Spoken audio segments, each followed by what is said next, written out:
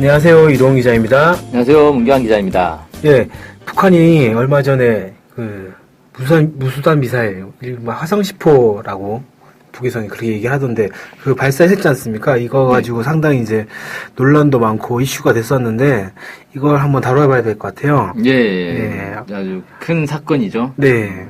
언론에서 되게 떠들썩하게 얘기하고. 근데 용어부터 좀 정확하게 해야 될 것 같아요. 화성 10호가 맞냐, 무수단 미사일이 맞냐. 아무래도 무수단 같은 경우에는 그 미국과 한국에서 일반 그 미사일 명칭을 모르는 상태에서 그냥 이름 붙인 것 아니겠습니까? 네, 무수단에서 처음 발견됐다라고 해서 무수단 미사일. 네. 그래서 사실 원래 이름이라는 건 만든 사람이 이름을 짓는 거잖아요. 그렇죠. 제가 예를 들어서 책을 만들어가지고 책 이름을 지었는데 책을 사본 사람이 책 제목을 자기 마음대로 바꿀 수는 없는 거 아닙니까? 그럼 별명이라고 할 수 있겠지만 정식 명칭이라고는 볼 수 없겠죠, 아무래도. 네, 그렇죠. 근데 이게 희한한 게 무기 세계에서는 이런 게 다 있더라고요. 예를 들어 러시아의 여러 무기들도 그 나토에서 부르는 이름이 다 따로 있어요. 네. 러시아가 원래 자기들이 부르는 이름이 있고 다 이런 식이더라고요. 왜 그런지 모르겠어요. 서로 불편하게. 그러게 말입니다. 그 같은 무기, 알고 보면 같은 무기인데 다르게 불러가지고 다른 건 줄 아는. 네, 그럴 수도 네. 있겠죠. 자, 아무튼 그래서 여기서는 이제 진짜 이름을 알았으니까. 네. 진짜 이름을 모를 때야 그냥 무수단 미사일이라고 하는데 진짜 이름 알았는데 굳이 또 가짜 이름을 얘기할 수는 없는 거고. 그래서 진짜 이름 화성 10호라고 부르겠습니다. 네. 화성 10호가 뭐 하는 미사일이냐?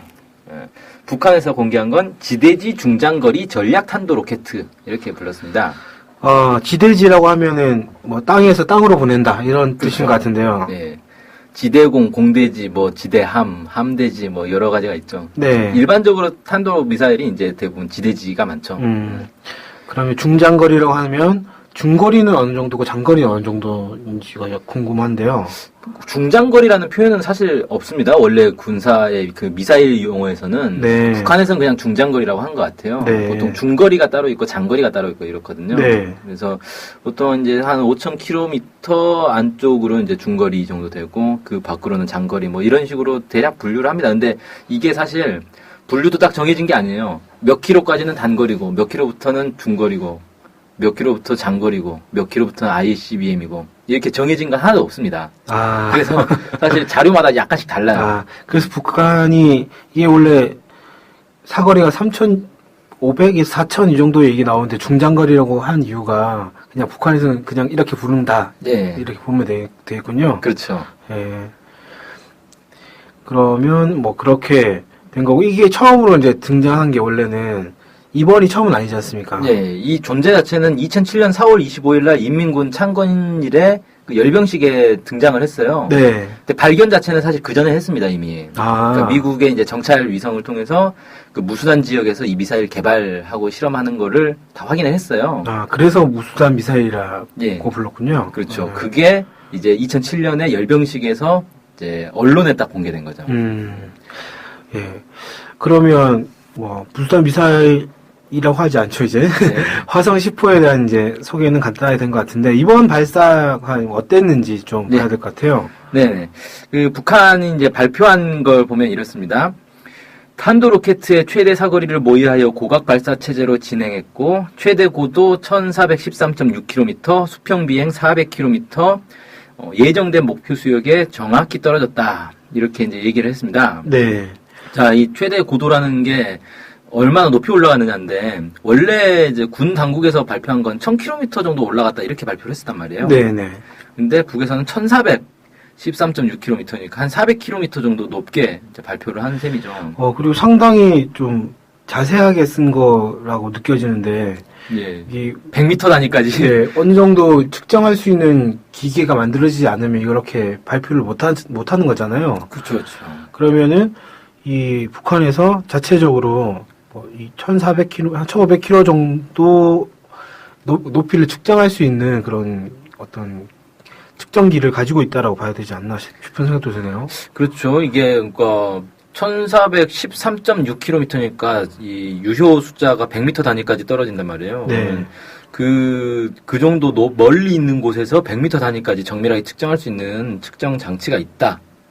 뭐 이렇게 봐야 되겠죠. 네네. 일단 그렇게 했고 400여 킬로, 그러니까 높이는 엄청 높이 올라갔는데 실제 진행한 건 많이 안 진행이 안 됐다. 이렇게 얘기를 해가지고, 처음에는 한국 정부에서, 군부에서 실패했다. 그렇죠. 400km밖에 안 날아갔다. 실패했다기보다는 성공한 거라고 확신할 수 없다. 뭐 이런 식으로 얘기했던 걸로 기억하는데, 예. 그러니까 언론에서는 그냥 400km 날아갔다. 이렇게만 보도를 해버리니까, 아니, 원래 뭐 4000km짜리 사정거리인데, 뭐, 400km밖에 안 날아갔으면 한 10분의 1밖에 못 갔네? 네. 실패네? 다 이렇게 이제 인식을 하게 된단 말이에요. 네네. 근데 이게 높이는 수평거리의 한 3배 이상 높이 올라가 버린 거니까 네. 완전히 다른 거죠, 이게. 네. 이거는 이제 북한에서 일부러 이렇게 발사했다. 이렇게 그렇죠. 얘기했지 않습니까? 예, 고각 발사 체제로 진행했다. 뭐 이렇게 이제 얘기를 한 건데 네. 고각 발사 체제라는 게 이제 영어로는 로프티드 방식이라 그래요. 그래서 거의 90도 가까이 쏜단 말이죠. 네. 그러면은 수직으로 올라갔다 수직으로 그냥 떨어지는 거죠. 네, 거의 그런 거겠죠. 예.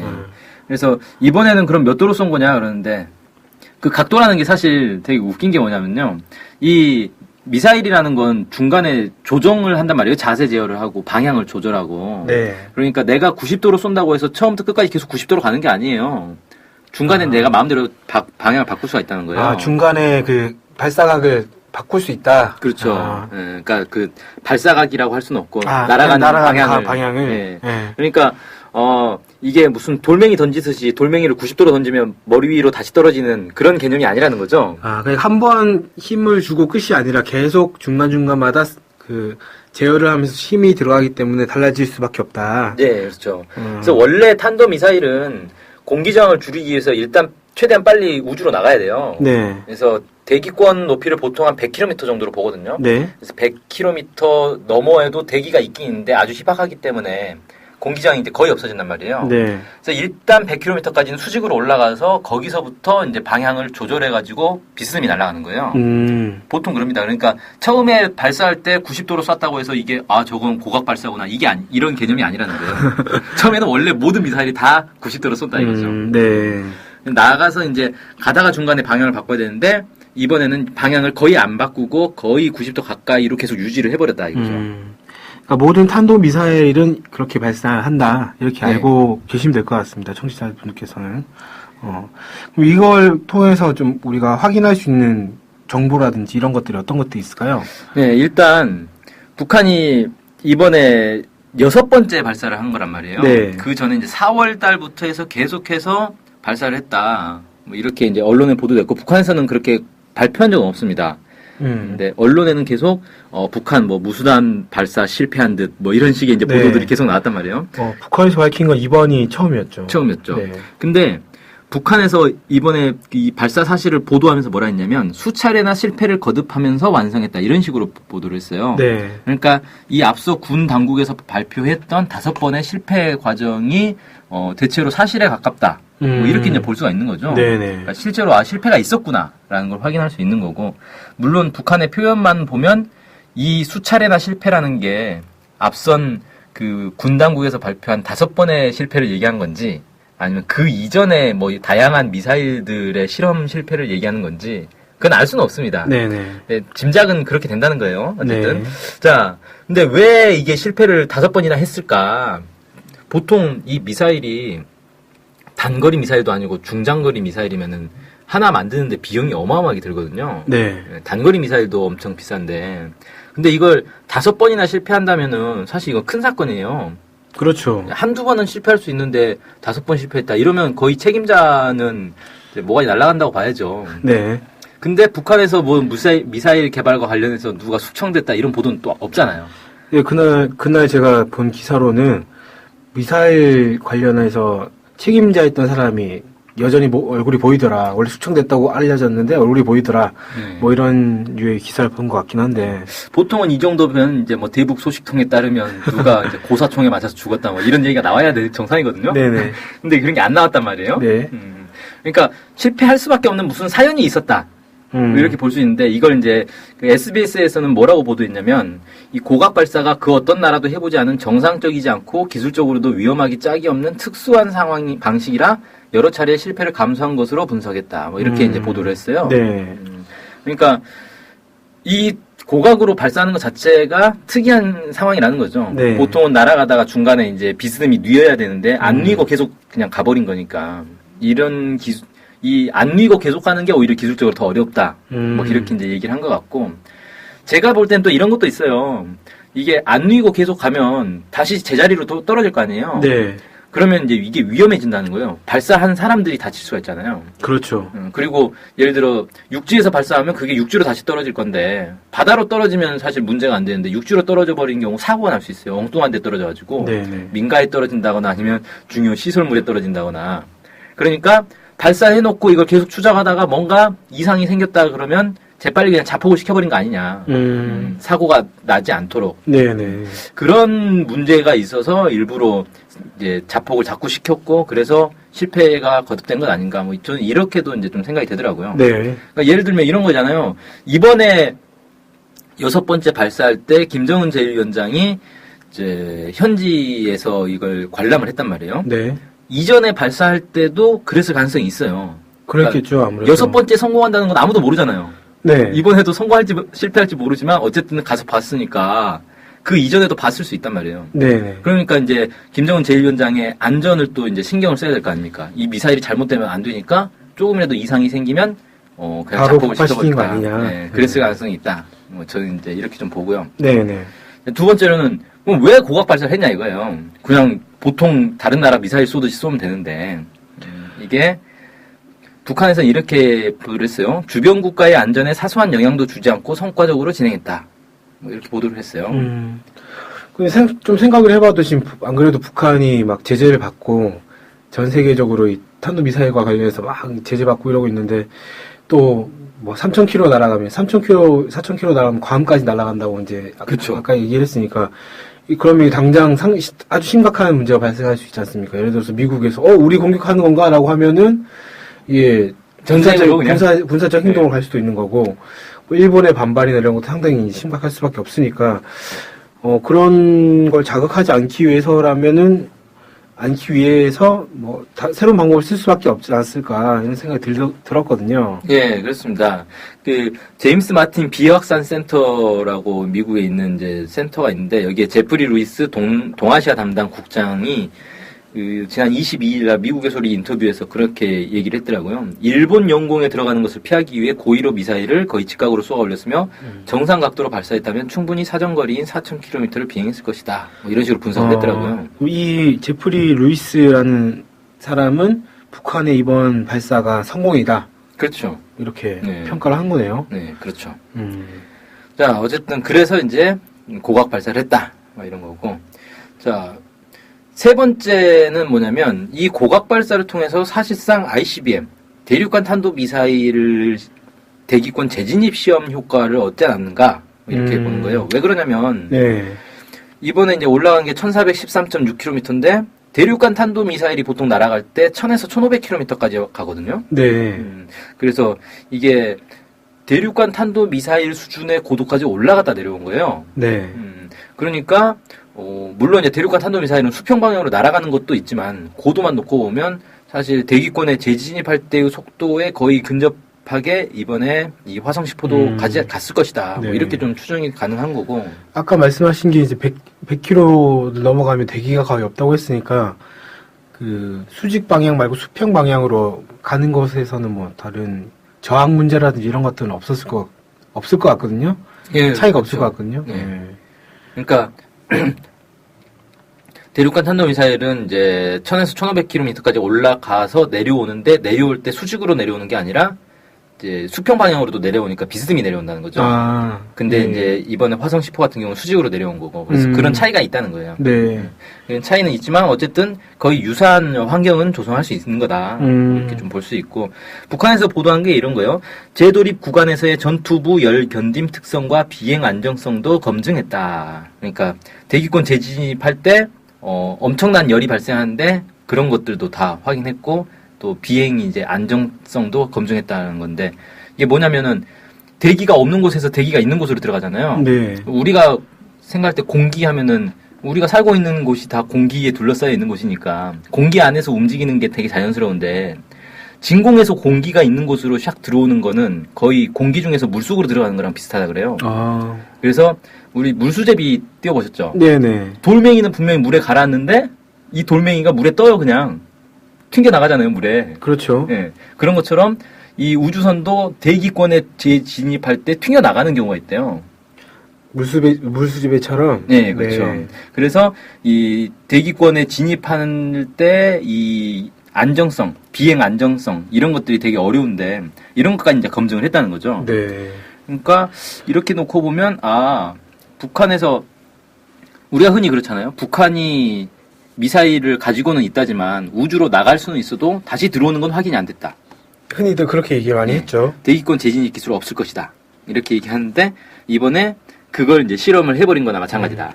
원래 이제 올해 초에 그 실험 조건을 가지고 둥그스러운 그 앞부분에 대해서 열을 엄청 가해서 뭐 실험하던 것들이 사진으로 공개되고 했었는데 그래도 아직 없지 않겠느냐 이렇게 얘기를 했었지만 이번 발사로 이게 좀 보여준 거 아니냐 실제 가능하다는 게 뭐 그런 의미가 된 것 같습니다. 네, 그렇습니다. 자, 이제 네 번째로 볼 때, 그러면 이번에 이제 북한의 이 화성 10호 미사일의 수준은 어느 정도냐? 북한에서는 이렇게 발표를 했어요. 체계를 현대화한 우리식 탄도 로켓의 비행 동력학적 특성과 안정성 및 조종성, 새로 설계된 구조와 동력 계통에 대한 기술적 특성이 확증됐다. 뭐 이렇게 얘기했는데, 새로 만든 미사일이라는 얘기예요. 일단 화성 10호는. 그럼 새로 만들었다면 이게 원래 확인된 게 2000년대 초반이라고 하지 않으셨습니까? 2007년, 예, 그러니까 2007년 이전에 이제 확인이 됐다고 했는데 그러면 그때 새로 만든 거라는 거죠. 그게 신형이라는 거죠. 그걸 지금까지 한 번도 테스트를 안 해본 거 아니에요? 네네. 예. 그래서 이제 새로 만든 이 미사일에 어떤 걸 했다라는 건데 사실 정확하게 몰라요. 그러니까 이거 어차피 다 추정이거든요. 무수단 미사일 모양새가 똑같고 뭐 길이나 폭이나 비율이 똑같으니까 저게 똑같은 미사일이다라고 하는데 내부가 다를 수도 있고 실제로 2007년 열병식에 보여준 그 미사일이 이번에 발사한 그 미사일인지는 모르는 거예요. 북한에서 공개한 적이 없으니까. 네. 근데 외형이나 뭐 길이나 이런 것들을 보니까 똑같길래 그때 그거겠구나라고 짐작을 하는 거죠. 어쨌든 이제 북한 입장에서는 이제 지금까지 보여준 적 없는 새로운 이제 미사일을 시험한 거다. 뭐 이런 거고 새로 설계된 구조와 동력 계통. 이 얘기는 뭐냐면 엔진도 새로 설계된 거다. 이 얘기예요. 그러니까 북한이 자체 개발한 엔진을 썼을 것이다. 뭐 이렇게 좀 짐작을 해볼 수가 있는 거고. 뭐 여기에 대해서는 일반 언론이나 전문가들도 이렇게 이제 분석을 하고 있습니다. 조선일보가 24일날 보도한 것에서는 북한이 세계적으로 유례를 찾기 어려운 비정상적인 고각 발사에 따른 리스크를 감수하고 성과를 거둔 것이 놀랍다. 뭐 이렇게 좀 보도를 했고요. 대륙간 탄도미사일 개발에도 급진전을 이룰 가능성이 커졌다. 뭐 이렇게 했네요. SBS는 23일 보도에서 엔진 성능 면에서 기술적 진전이 있었다. 이렇게 이제 군 당국이 평가를 했다. 이렇게 보도를 했고요. 자주 국방 네트워크 이희루 사무국장이 24일날 CBS 라디오 인터뷰에서 이렇게 얘기했어요. 이번 시험 발사가 성공이고 기술적으로 상당한 안정성을 확보했다. 명중률에서도 많은 성능 개량이 있었다. 그래서 북한이 화성 10을 이용해서 EMP 공격을 할 것이다. 뭐 이렇게 이제 전망을 했습니다. 그 다음에 뭐 사드를 도입해도 막을 수 없다. 뭐 이렇게도 주장을 했네요. 네. 요새 사드 얘기가 많이 나오던데. 사드를 또 뭐 7곡에 배치한다? 뭐 이런 보도가 최근에 나오더라고요. 칠곡도 있고 충청도에도 있고 뭐 여러 가지 설이 있더라고요. 근데 웃긴 건 뭐냐면은 이 인구가 가장 집중돼 있는 곳이 우리나라 인구의 절반 정도가 어디 삽니까? 경기도 수도권에 수도권 살잖아요. 살죠. 네. 수도권에 떨어지는 미사일 막는 게 제일 중요한 거 아닌가? 그러면 뭐 막을 수 없죠, 사실은. 네. 그렇죠. 사실 수도권은 어차피 뭐 중거리 미사일로 공격할 것도 아니고 이건 뭐 방사포로만 공격해도 끝나는데 방사포를 막는 이 요격 체계는 없어요. 그 뭐 만화에서 나오는 레이저망, 레이저 뭐를 방어망이라고 해야 되나요? 그런 게 없으면 사실 막을 수 없을 것 같긴 합니다. 네. 자, 어쨌든 예, 전문가나 언론에서 평가는 대체로 이제 북한의 미사일 수준이 예상보다 높았다. 뭐 이렇게 이제 얘기를 하고 있고, 보통은 이제 이 화성 10호가 옛날에 이제 그 구소련에서 만든 R-27이라는 미사일인데 이걸 도입해서 복제한 거다. 왜냐하면 모양이나 이제 크기나 이런 것도 좀 유사하다 그래요. 네. 그래서 이렇게 이제 얘기를 많이 했는데 이번에 발사한 미사일 보면은 그 화성 10호 미사일 발사 장면 사진을 자세히 확대해서 보면은 마지막 부분에 그러니까 그 연료가 분출되는 그 바로 주변에 독특한 모양이 있어요. 날개가 딱 펼쳐졌는데 마치 꽃잎을 편 것처럼. 네. 이게 날개도 아니고 뭐 희한한 게 이제 딱 펼쳐지더라고요. 그래서 근데 이게 이제 R-27 미사일에는 없는 거거든요. 네. 그래서 북한이 뭔가 자체 독자적인 설계를 한 부분이 있구나. 설사 이게 R-27을 복제한 거라 하더라도 네네. 독자적인 설계 부분이 있는 거다. 네. 그리고 그 형태 자체는 사실 미사일에서는 볼 수 없는 형태라서 상당히 특이한 이제 구조를 가지고 있다. 자세 제어용으로 추정은 되는데 뭔지 알 수 없는 아무튼 그런 게 있습니다. 네네. 자, 그러면 이제 이렇게 화성 10호를 발사를 했는데 왜 지금 이걸 실험했을까? 이것도 상당한 의문이잖아요. 네, 그렇죠. 그 이번에 김정은 제1위원장이 시험 발사를 참관을 했는데 태평양 작전지대 안에 미국 놈들을 전면적이고 현실적으로 공격할 수 있는 확실한 능력을 가지게 되었다. 이렇게 이제 발언을 했다 그래요. 네. 그러니까 태평양 작전지대라고 하면 태평양에 미군이 어디 있습니까? 뭐 일본에도 있고 괌에도 있고 하와이에도 있고 뭐 이렇게 그쵸. 떠올리는 거 그 정도 떠올려지네요. 거기가 이제 주요 미군 기지가 있는 곳이죠. 네. 여기를 공격할 수 있는 능력을 가지게 됐다. 뭐 이런 거예요. 네. 근데 이걸 왜 지금 보여줬냐 이거죠. 보통 이제 화성 10호의 사정거리가 한 4,000km, 3,000에서 4,000km 정도 될 거라고 보고 있고, 북한에서 괌까지의 거리가 3,300km 정도 된다 그래요. 네. 그러니까 괌이 이제 사정거리에 들어가는 그런 이제 미사일이다. 뭐 이렇게 볼 수가 있는데, 최근에 뉴스 보도에서 많이 나왔죠. 괌에서 이때 당시에 그 B-52 전략 폭격기가 2대가 한국에 이제 왔다. 네. 그 폭격 훈련을 하러 왔다 갔고 그게 한국 정부에 뭐 통보도 안 해줬다 뭐 이렇게 해서 좀 시끌시끌하던데 이때가 딱 그 미사일 한참 북한이 쏘던 때란 말이에요. 그 발사 준비를 했을 때인 건가요? 그러면? 그러니까 북한이 4월 15일부터 계속해서 미사일을 쏘았기 때문에 6번 네. 했다라고 할 때. 네, 그렇죠. 그러니까 이때 미국은 B-52를 괌에서 날려서 한국에 핵 폭격 훈련하는 것들을 계속 했었단 말이죠. 그러니까 이게 밀접한 관계가 있지 않겠냐. 그냥 딱 봐도 눈치가 이제 보이는 거잖아요. 네. 아, 미국은 B-52로 북한을 압박한 거고 거기에 대해서 북한은 화성 10으로 괌을 공격할 수 있다는 걸 보여준 거고 뭐 이렇게 딱 돼버린 거죠. 네. 근데 이게 보면 이제 쉽게 말해서 이런 거죠. 전쟁이 나면 괌에 있는 B-50이라든지 여러 이 미군들이 한국으로 이 증원을 올 텐데 그걸 화성 10으로 이제 다 선제 공격할 수 있다. 뭐 이런 얘기를 하고 있는 거고. 그러면은 유사시에 미군이 차단될 수 있다. 그렇죠. 그런 얘기네요. 예. 그런 걸 이제 보여준 건데 특이한 건 5월 초에 그 언론에 이제 공개된 게 제임스 클래퍼 미 국가정보국장이 한국에 와가지고 뭐 북미 간의 평화협정을 체결하는데 한국 정부가 얼마나 양보할 수 있냐 뭐 이런 걸 물어봤다 이런 게 보도가 됐었단 말이에요. 네네. 그러니까 북미 간에 지금 뭔가 비공개로 평화협정 체결과 관련된 어떤 협상이 물밑에서 진행되고 있는 것 아니냐 이렇게 좀 추정이 되는데 뜬금없이 갑자기 B-52하고 화성 10호가 막 왔다 갔다 한단 말이죠. 네. 이게 도대체 뭐냐? 원래 이 협상이라는 게 그냥 항상 뭡니까? 힘의 압박에 의해서 협상의 우위가 좌우되는 거거든요. 그 협상을 유리하게 만들기 위한 군사적 압박이다. 어떻게 그렇죠. 보면. 네, 그렇죠. 그래서 물론 그렇다고 해서 어차피 그냥 쇼하는 거다 뭐 이런 건 아닙니다. 이게 북미 간의 그동안의 관계를 놓고 보면 실제 전쟁 직전까지 간 게 여러 차례 있기 때문에 단순히 그냥 쇼를 한 게 아니라 실제 전쟁까지 가더라도 우리는 이렇게 할 것이다라는 걸 이제 상대방에게 보여주는 거죠. 네. 그렇게 해서 압박을 하면서 항상 전쟁을 목전에 두면서 협상을 하는 북미 간의 협상은 계속 그런 식으로 하더라고요.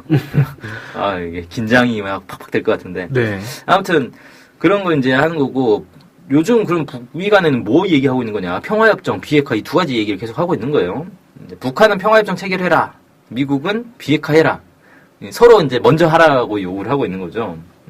그걸 이제 하고 있는 상황인데 북한 입장에서 평화협정 체결을 하자는 요구를 미국이 이제 수용을 안 하니까 이거 이제 여기에 대한 압박을 넣는 것. 평화협정 체결 안 하면 너네가 손해다. 왜? 전쟁 나면 너네가 맞을 거니까. 뭐 이걸 이제 보여주는 거죠. 네.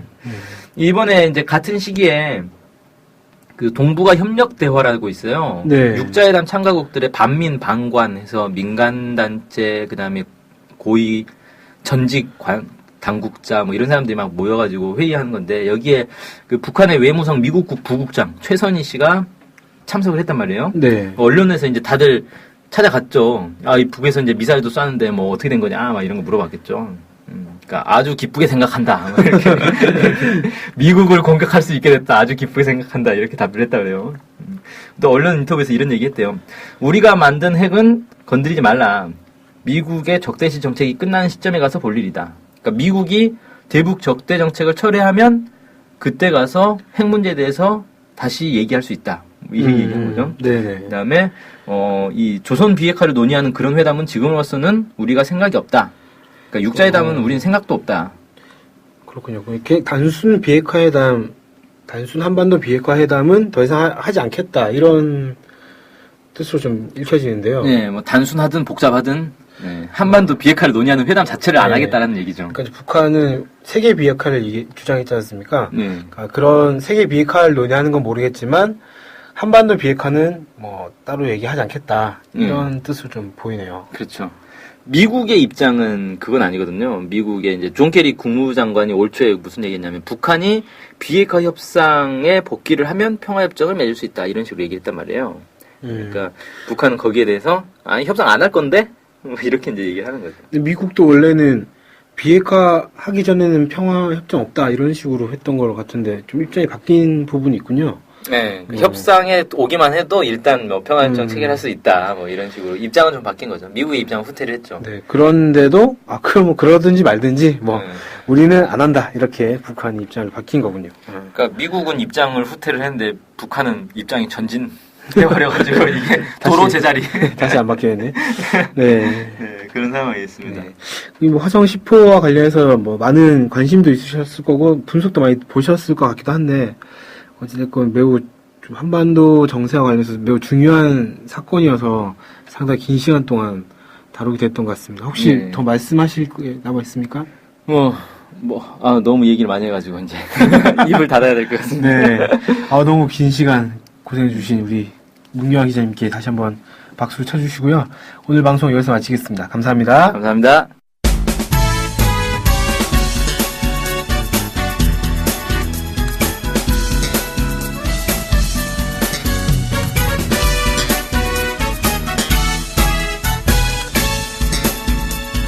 라면 좋아하세요? 예, 좋아하긴 하는데 요새는 겁나서 먹을 때마다 좀 찝찝해요. 진짜요? 뭐가 겁나는데요?